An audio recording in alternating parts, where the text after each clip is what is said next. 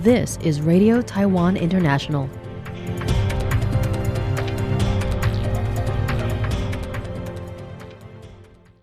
Welcome to the news on Radio Taiwan International. I'm Amanda Stevens, together with Eloise Phillips, coming to you from Taipei, Taiwan. We begin with a look at today's top stories for Monday, December 29th.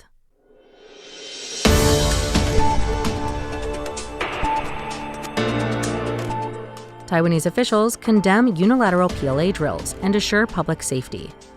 The public is advised to be alert for aftershocks following Saturday's earthquake. And Taipei Mayor Jiang urges dialogue amid DPP jabs. But first, today's top story. Monday morning, the Chinese PLA unilaterally launched the Justice Mission 2025 military drills around Taiwan without warning and announced that it would hold live-fire drills prohibiting water and air traffic from entering 5 areas on Tuesday.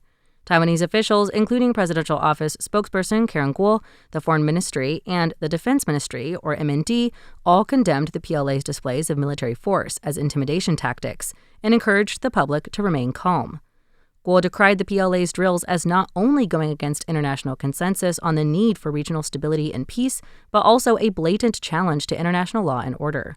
She assured the public that Taiwan's security forces are prepared and that the public should not panic, saying, "Our country strongly condemns Chinese authorities for disregarding international norms and resorting to military intimidation against neighbouring countries. In response to China's ongoing unilateral provocative actions, Taiwan's national security forces and agencies have maintained advanced comprehensive awareness with thorough precautions in place to ensure the safety of the nation and its people.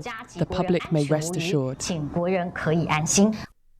The Foreign Ministry also strongly condemned China's military exercises, underscoring how these actions once again challenged rules-based international order, in addition to jeopardizing regional peace and stability.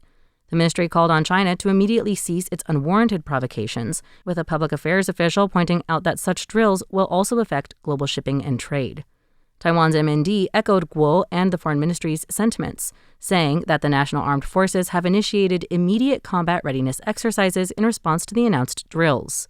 They further underscored that defending democracy and freedom is not provocation, saying the existence of the Republic of China is not an excuse for aggressors to disrupt the status quo. The MND said this targeted military exercise by the CCP further confirms its status as the aggressor and the biggest disruptor of peace, demonstrating the urgent need for Taiwan to rapidly accelerate the development of resilient, comprehensive deterrent defense capabilities. Operation Justice Mission 2025 will be the 7th large-scale military exercise launched by the PLA since U.S. Senator Nancy Pelosi's visit to Taiwan in 2022. At around 11:05 p.m. on Saturday, December 27th, residents in northern and eastern Taiwan reported strong shaking after an earthquake struck off the northeast coast. However, as of Sunday evening, local news reported that most of the damage had been repaired, although residents were still warned to be alert for possible strong aftershocks in the next week. According to the Central Weather Administration, or CWA, a magnitude 7.0 earthquake struck off Taiwan's northeastern coast late Saturday, triggering widespread public warning alerts across nearly every county and city in Taiwan. However, in the following days, the international monitoring organizations amended the reading to 6.6. Strong shaking was felt across the island, with the highest intensity registering at a 4 out of Taiwan's 7-tiered system, indicating minor damage possible. In Hualien County, the shaking lasted 21 seconds, while in more populated centres, including Taipei, New Taipei and Hsinchu, shaking was recorded for only 10 seconds. The quake was caused by the subduction of the Philippine Sea Plate beneath the Eurasian Plate, with an offshore epicentre of just over 72 kilometres deep. While this is the same interaction that caused last week's 5.1 quake and the 6.3 earthquake this August, Saturday's earthquake was very deep. The effects on the surface were less severe. The CWA warned residents that strong aftershocks between 5.5 to 6 could occur within the following days and up to 1 week after. Since Saturday, 2 minor aftershocks occurred early Sunday, according to CWA data, although no further damage was recorded. Moreover, according to local news outlets, much of the damage caused Saturday was repaired by the following evening. The Twin City Forum between Taipei and Shanghai concluded on Sunday, with Taipei Mayor Jiang Wan-an attending in person. On Monday, the Chinese PLA launched targeted military drills around Taiwan, drawing sharp condemnation from Taiwan's Mainland Affairs Council, or MAC, as well as mockery from DPP figures who dubbed the drills a souvenir brought back by Jiang from the forum. MAC deputy head and spokesperson Liang Wenjie described the provocations and disruptions of Taiwan's strait security as irresponsible and accused Beijing of a two-handed strategy. He said they preach closeness and, quote, one family across the strait, end quote, whilst issuing military threats and warning Taiwanese against illusions about China. The PLA Eastern Theater Command announced the Justice Mission 2025 as a stern warning to pro-independence separatist forces and external interference. On Monday morning, after attending the 20th anniversary of the 1999 Taipei Citizens Hotline and AI Innovation Launch Press Conference, Chiang condemned the escalation. He said, "My stance is firm and consistent. We want dialogue, not confrontation. We want peace and prosperity, not turbulent waves." The mayor also called on those in power to exercise restraint and prioritize the people's interests, reiterating that it is their responsibility to lower risks, manage crises, and safeguard safety. However, Chiang declined to respond to media follow-up questions regarding pro-independence legislators' jabs that he had brought back, quote, whistleblowers. Japan's Yomiuri Shimbun reported Monday on China's potential capacity to manipulate public opinion in Taiwan's upcoming elections. The report cited leaked internal documents from Chinese intelligence analysis companies on how they already disseminate information using generative AI, making it indistinguishable from the real thing.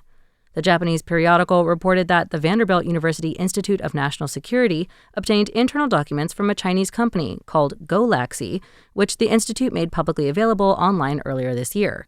In the 400-page briefing, the document mentions that Golaxy, quote, provides technology for situational awareness, analysis, and public opinion manipulation on issues of concern to the Communist Party Central Committee, such as Hong Kong, Taiwan, and U.S.-China relations, end quote. The document further states that Golaxy's system can monitor cyberspace and seek out influential figures to generate fake social media profiles resembling these figures, down to such details as psychological tendencies, values, and dialect spoken. These fake accounts can then provide intelligence whilst engaging in natural-seeming conversations to influence the target audience.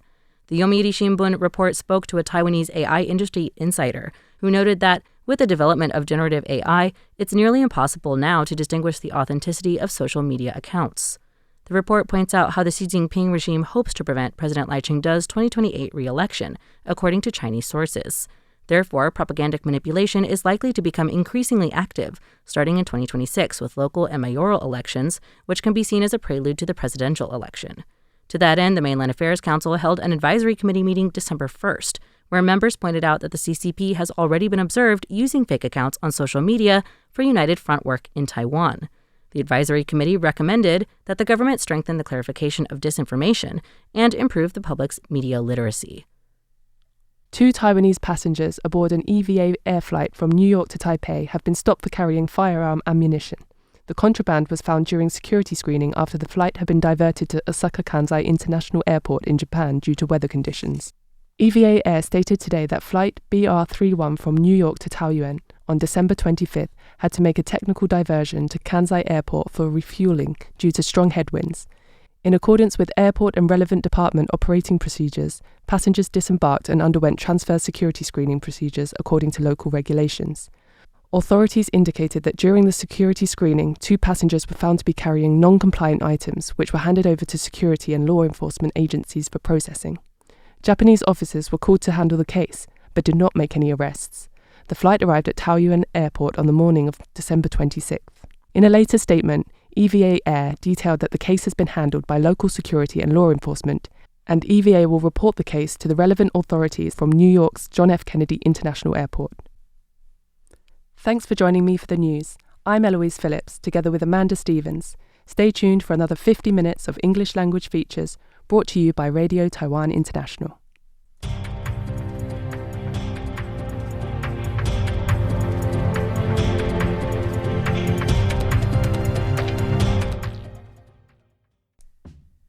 Cash for everyone. The government is giving out 10,000 NT dollars.